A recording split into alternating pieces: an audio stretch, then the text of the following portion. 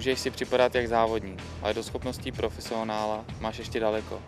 Jezdi na to, na co máš. Jestli si právě koupil silnější stroj, chvíli potrvá, než se na něm naučíš. Mysli na to.